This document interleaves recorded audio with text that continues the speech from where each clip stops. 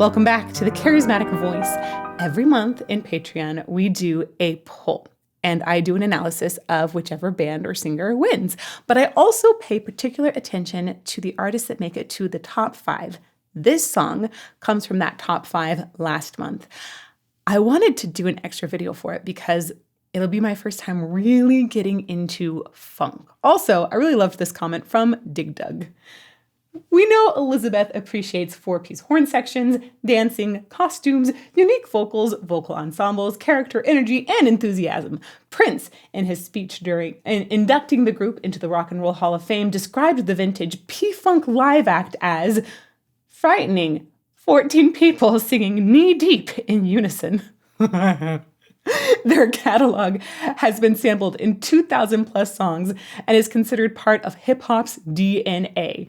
It's a unique band in that 7 to 8 core vocalists took turns singing lead depending on the song. Like, whoa, crazy. This is a live performance from 1976, and the entire concert is off the hook. Thank you, patrons and Dig Dug. Let's get to it.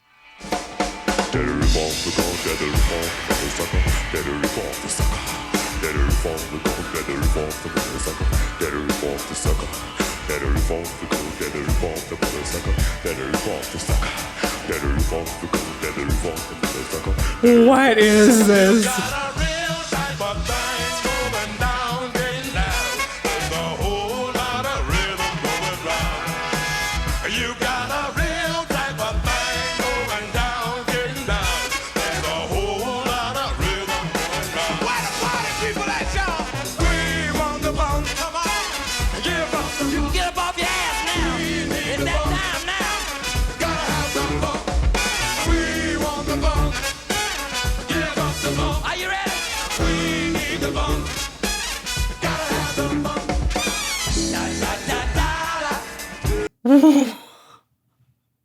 There's so much voice happening.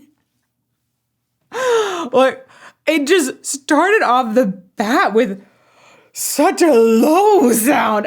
Was this George Clinton? He's the band leader, vocal songwriter. You know, it's going to be really, really difficult.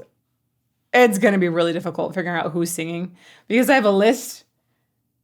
I've got George Clinton, Bootsy Collins, Gary Scheider, Ray Davis, Calvin Simon, Grady Thomas, and Fuzzy Haskins. All do vocals. I mean, Ray Davis has bass vocals in there, so maybe that was Ray Davis. But, I mean, maybe that was George Clinton because he came in first. I don't know. I don't know, you guys. But this delicious low bassy sound at the beginning, like, I don't know. I was not expecting to start like that. It's so round.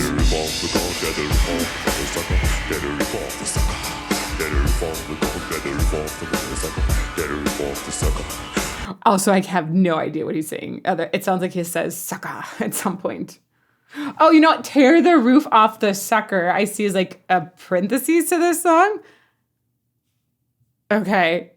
Maybe it's tear the roof off the sucker. I don't know what that means.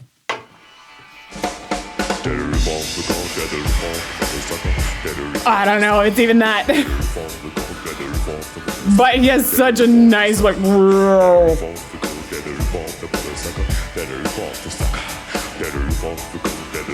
that is impressive, man. And then he just jumps up that high and he's like, yeah, I'm comfy up here too.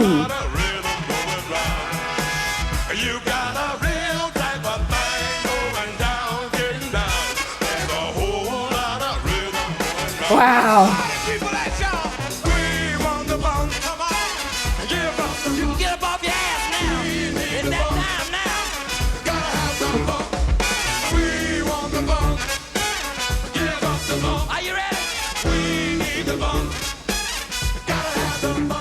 Okay, before we get in any more, I also have to mention, like, there's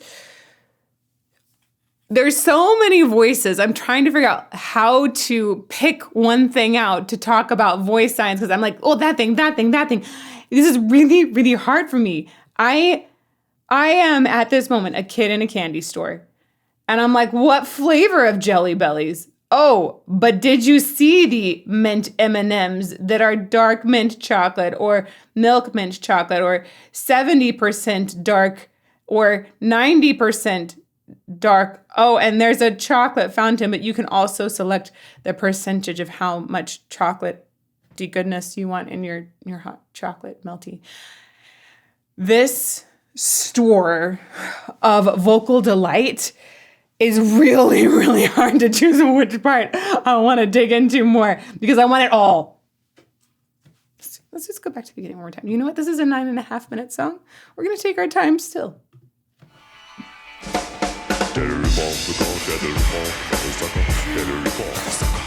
I really like this bass voice. I really like it.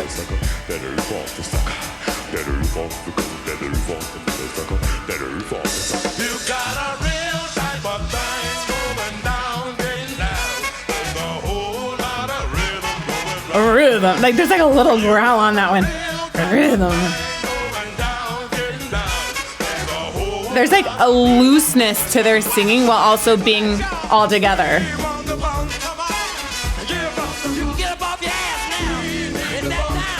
Wow. Oh my gosh. So his voice is like the opposite of the first guy we heard. It has so much front, whereas bass voice is like, that's a technical term. It's like, if you were to take a shape, I would say like this is, the bass shape is like a reverse megaphone, whereas this guy's like the megaphone's going that way. The resonance in his face is, and the bass is going to have a ton back here and probably in his chest. It's going to feel wildly different. Their experiences singing, I bet, are like wildly different. If you even put a hand on them, you'd probably feel this guy's face basing, whereas the other guy's chest, you'd be like, whoa, dude, how do you not have a heart attack? We want the bump. Give us the bump. Are you ready? We need the bump. Gotta have the bump. Like the horns. Da, da. Whoa. Nice harmony.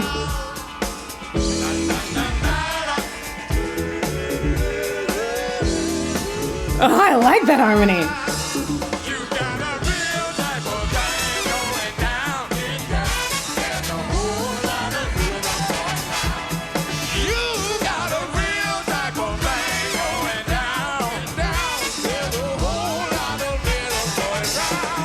Whoa. The energy is just awesome. Like, it makes me want to dance. And there's so much rhythm, it makes me want to like bop, but the singing aspect has got these amazing long lines, every now and then accented by funk. You get nice, sharp, rhythmic attacks and ends. And all of that doesn't add up to over crisp vocals or over pristine vocals, even though they have long lines.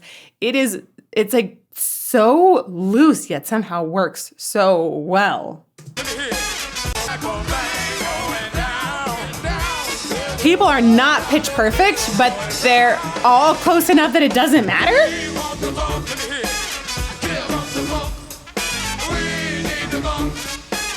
I like it.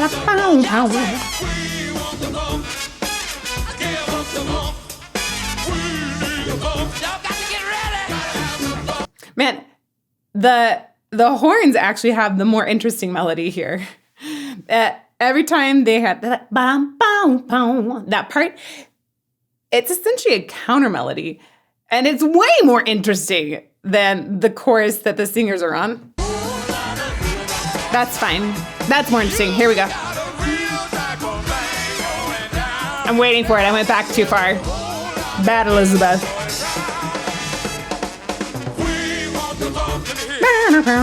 This part. Da, da, da, da. That's boring. That's just 3 pitches. The horns are like, yeah, we're rocking out still.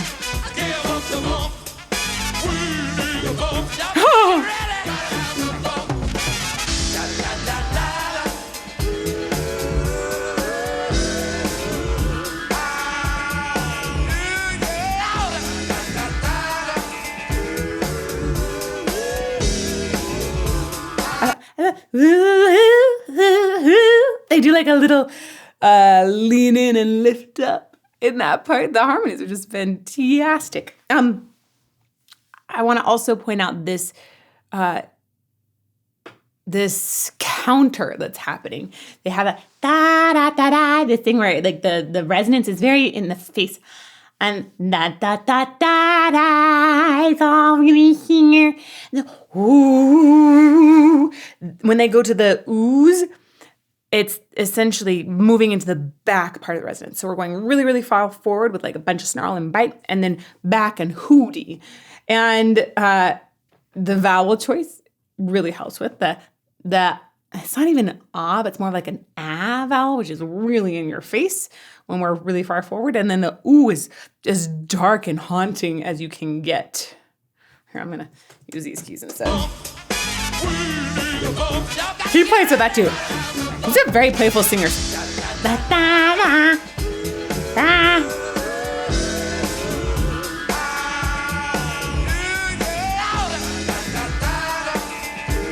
Man, these singers have fun with their resonance.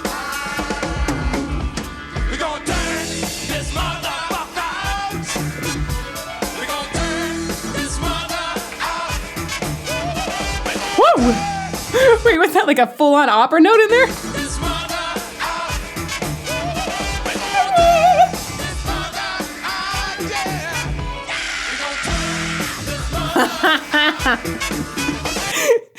So we went from an opera interjection to like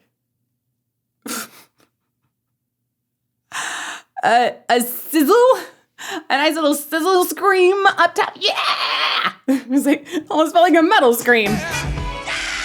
Yeah! I think I went a little too scary deathcore on that, but he straight up like is combining. We're going from opera, which is a lot wider here, right, to totally closed down and squished in the vocal tract. It's like two extremes back to back.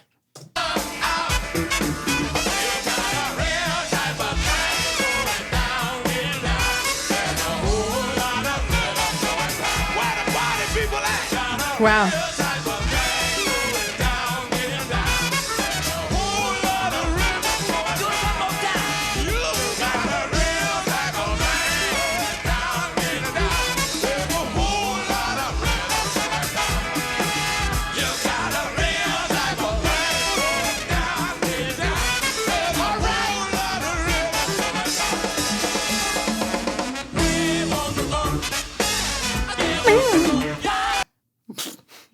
What was that?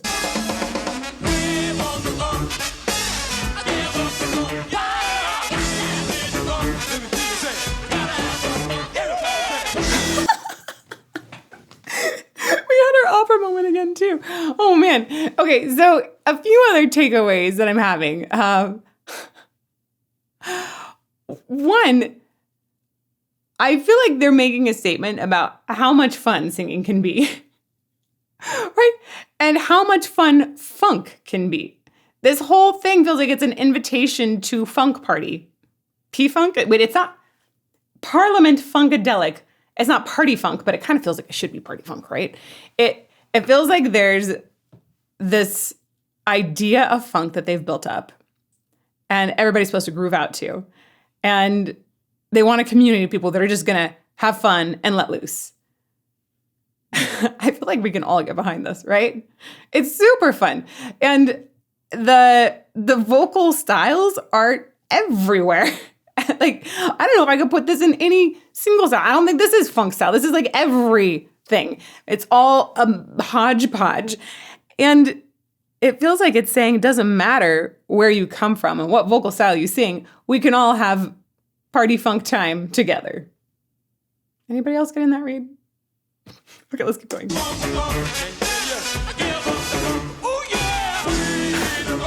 I love the interjections.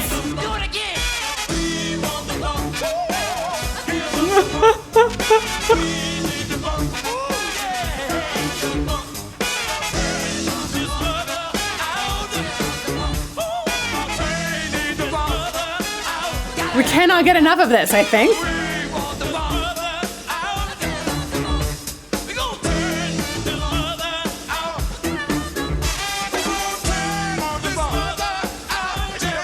Okay, so I feel like this guy has to be George Clinton, right?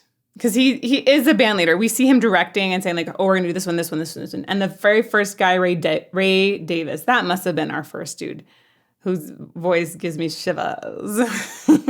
Nice.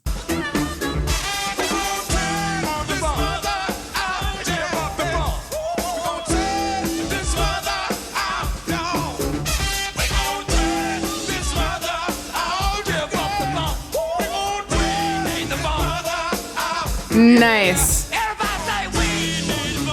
I really like the way that as we're going along, essentially we're developing these counter melodies that will sort of ebb and flow, and one that'll push itself more further, like it just did in this moment.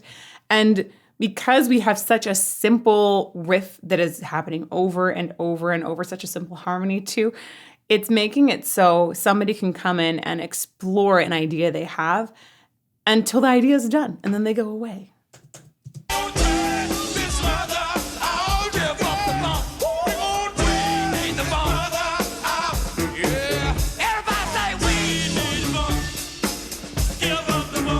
Whoa, pants.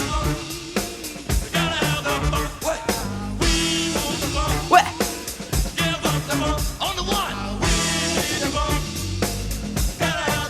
Everybody say.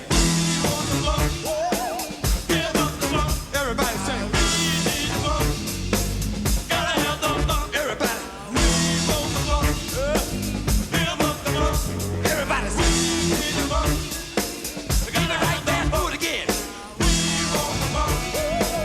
I didn't even notice that we had this like low harmony going on. There's been so much vocal going on.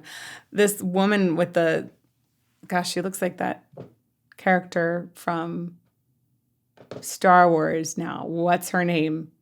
The one, amazing, extra, not hair, but head appendages. I'm forgetting her name. I shouldn't be forgetting this. I feel like I'm losing nerd cred right now. But she's got that like really cool, but hers is fuzzy.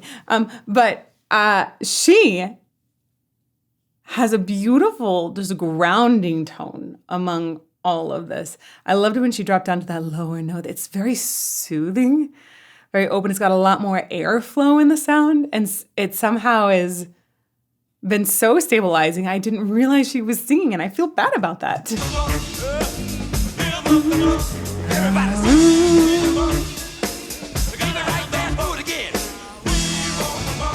She also has gorgeous mouth shapes. Really nice open and closed vowels.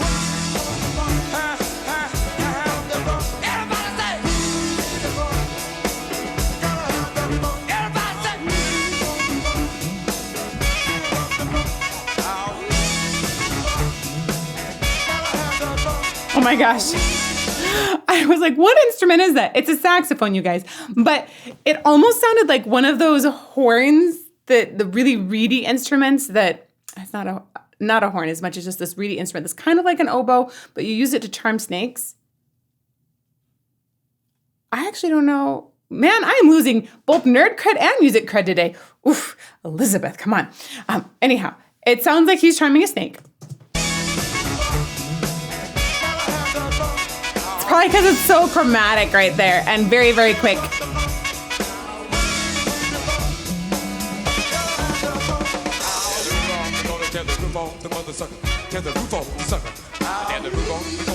Ooh, nice.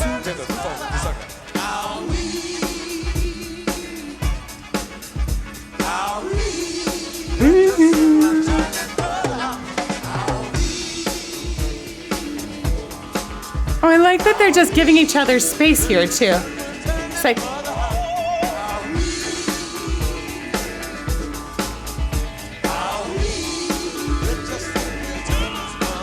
Put your hands together. That's really cool. Having worked together with a band, gosh, it was such a huge learning experience for me. There was a jazz band that I worked with a little bit in France, and it was like Brazilian influenced jazz. I remember performing in Paris together at one point where it was just a cafe, and I was like 18, I think, at the time, by the way. And there was so much space that was given to develop an idea. There was a lot of time. It was such a relaxed atmosphere where if you like started the idea and you started to go somewhere with it, but you were like, I don't know. It was okay. That was fine. I think that the entire atmosphere of this performance so far has been so accepting and inviting. I think it's something a lot of us could learn to be more of.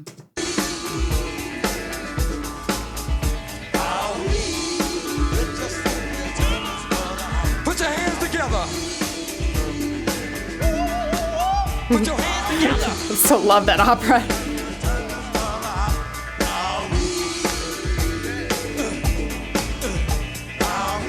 Keep it up there, keep it up there. Tear the roof off, we gonna tear the roof off the mother sucker. Tear the roof off the sucker. Tear the roof off, we gonna tear the roof off the mother sucker. Tear the roof off the sucker. Tear the roof off, we gonna tear the roof off the mother sucker. Tear the roof off the sucker. Tear the roof off, we gonna tear the roof off. Hey, Bootsy! Hold it right there.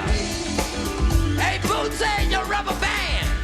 Okay, Bootsy is one of the other band members, right? Bootsy, bass, vocals. Okay, not the bass vocals, but bass, comma, vocals. So he's telling Bootsy, this is so fun. It's definitely live improvisation. He's telling him, like, keep it going because he still wants to work with something in there.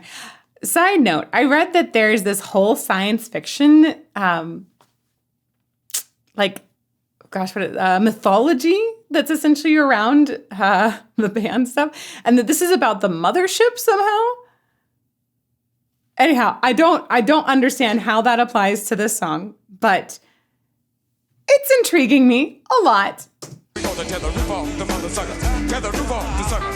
Tear the roof off. We gonna tear the roof off the mother sucker. Tear the roof off. It's amazing how clean this rap part is and how much distortion he adds in his uppers. Say! Hold it right there. Hey, Bootsy, your rubber band.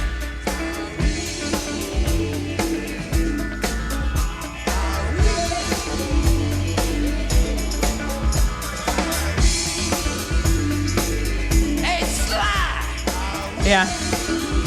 Yeah, we got nice bass after that. Sly.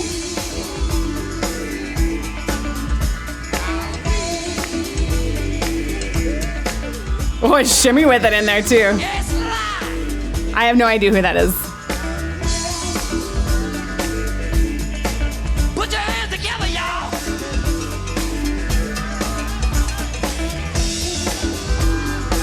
Okay, I want to make a comment. I don't think when I've heard him go into this upper area of his voice, George Clinton, probably, I don't think I've heard him do it without that distortion. Like, that is his sound up there. But when he went down low, it was so clean. So I'm not feeling like he's done damage up top. Maybe that's just like how he likes to sound up top. It's interesting. That's like part of his signature sound, I think.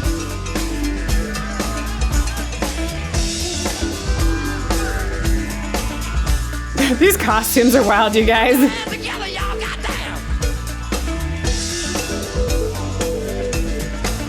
Everybody say shit. Goddamn. I'm gonna charm a snake. Yeah. Everybody say shit. Jeez.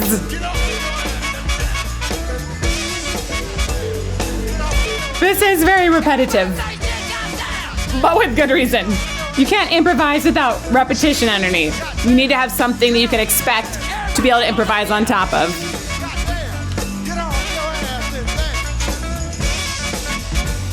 Actually, let's really brief comment on this. You need something you can expect to improvise.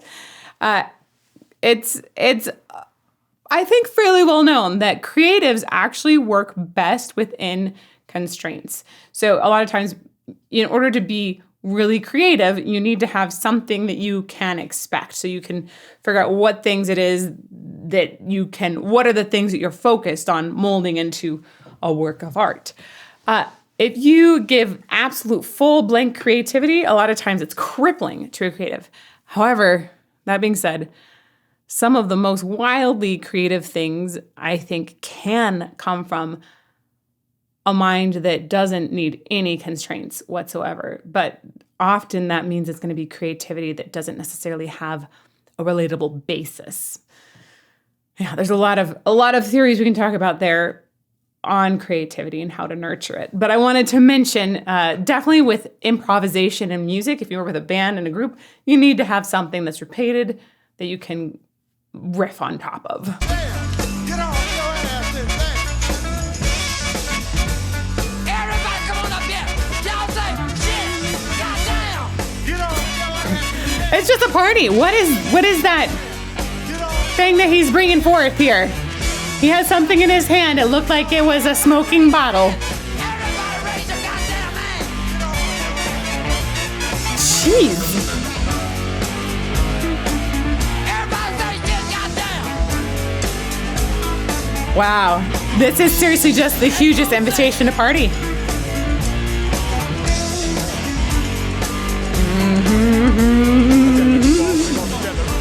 Ooh. There's my bass goodness. Wow. Can you imagine being at this? It almost is like...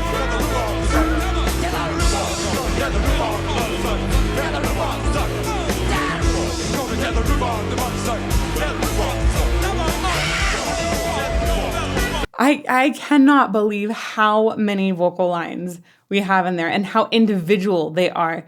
The fact that you're combining rap with a sustained operatic note up there, with a total, like, it almost feels like it's a jazzy or bluesy bass sound.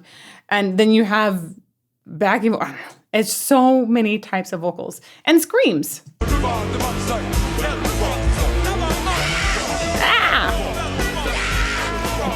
It's literally just screaming at us.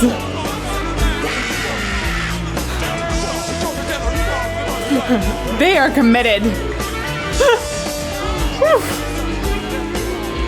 Wow. Like, how do you not want to join in?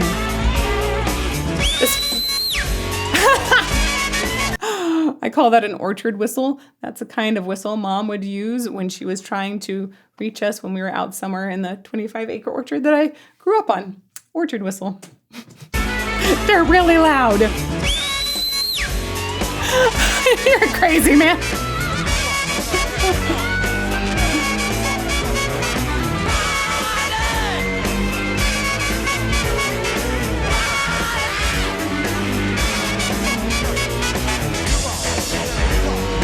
Man, the band is seriously just like trying to get every single person in the audience to party with them. The only other time I think I've ever seen and heard such a fantastic invitation to party in a live concert on the dance floor is Electric Callboy. So I'm going to link to a list of Electric Callboy analyses over here, which I think strangely probably incorporate a lot of elements that P-Funk has. Thank you, patrons, for this introduction and totally infectious music. Thank you very much. May you all fall more in love with music every day.